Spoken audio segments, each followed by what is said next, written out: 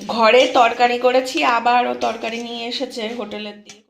এখানে আছে ইলিশ মাছের মাথা, ইলিশ মাছের মাথাগুলো রেখে দিয়েছিলাম। আজকে ভাবছি একটু আলু দিয়ে চচ্চড়ির মতো করে নেবো, ভেবেছিলাম একটু কচুরমুখী দিয়ে বা কচুর শাক দিয়ে খাবো, কিন্তু আর প্রচণ্ড রোদ উঠেছে, রোদের মধ্যে আর বাজার টাজারে যাওয়া হয়নি। তো আলু দিয়ে চচ্চড়ি করব এটা। আর এই যে সয়াবিনের তরকারি করব, আলু দিয়ে একদম কষা কষা করে সয়াবিনের তরকারি হবে টমেটো টমেটো দিয়ে। তাই সয়াবিনটা সিদ্ধ বসিয়ে দিলাম, এটা একটু সিদ্ধ হবে, তারপর নামাবো। এই রুটি করা হলো, রুটির সাথে দিয়ে খাওয়া হবে। এই যে আলু ভাজছি, আলুটা অর্ধেক ভাজা হবে, তারপরে এর মধ্যে ডিম দিয়ে দেবো, দিয়ে ডিম ভুজি বানাবো আলু দিয়ে। এখন এটা ভাজা ভাজা করি একটু আগে, তারপরে ডিম এনে রেখেছি 3টে, এখানে এই 3টে ডিম দিয়ে ভুজি হবে ডিমের।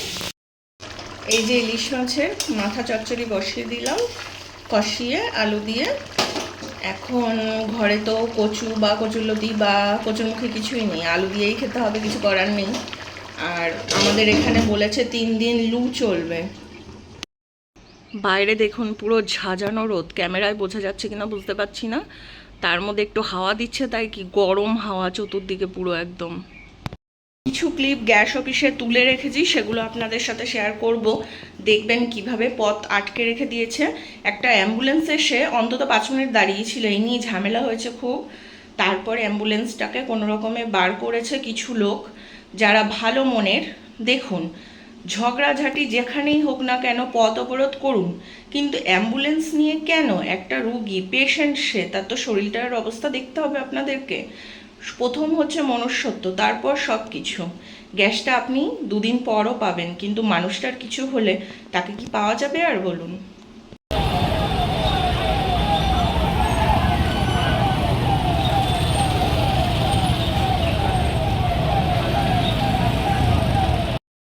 কটা ছোট ছোট আলু ছিল, একটু পাঁচফোড়ন দিয়ে একটু তেলের উপরে দিলাম, এটাকে অল্প ভাজবো। একদম ছোট ছোট আলু, তার জন্য আর খোসা ছাড়াইনি, টুকরো টুকরো করে কেটে দিয়েছি এইভাবে ছোট করে।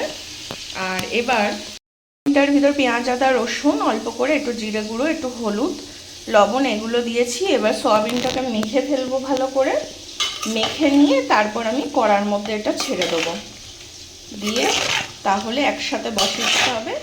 একসাথে বসিয়ে দিলে ভালো হবে জিনিসটা।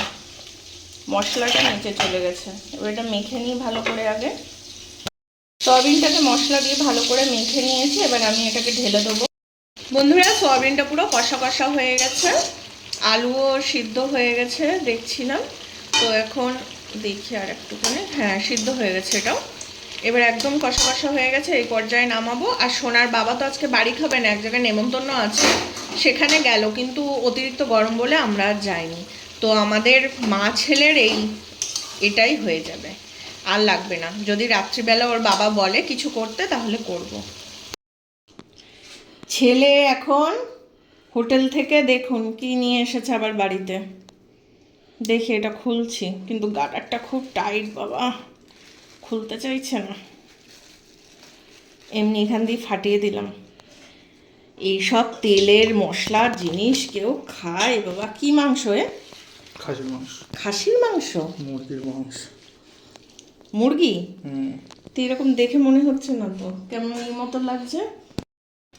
ঘরে তরকারি করেছি, আবারও তরকারি নিয়ে এসেছে হোটেলের দিয়ে। কোন জায়গায় ভালো, 2, 3, 4, 5, 6, 7টা মনে হচ্ছে না, 8 পিস, 7-8 পিস হয়েছে। এই মাছের ঝোল নিয়ে এসেছে আমার জন্য, আমি মাংস খেতে চাই না বলে বেশি, চিন্তা করুন। ভিডিওটা অবশ্যই জানাবেন, ভালো লাগলে লাইক শেয়ার কমেন্ট আর সাবস্ক্রাইব করে সাথে থাকবেন, পাশে থাকবেন। আরও নতুন নতুন ভিডিও নিয়ে আপনাদের সাথে আবার দেখা করতে চলে আসবো। টাটা।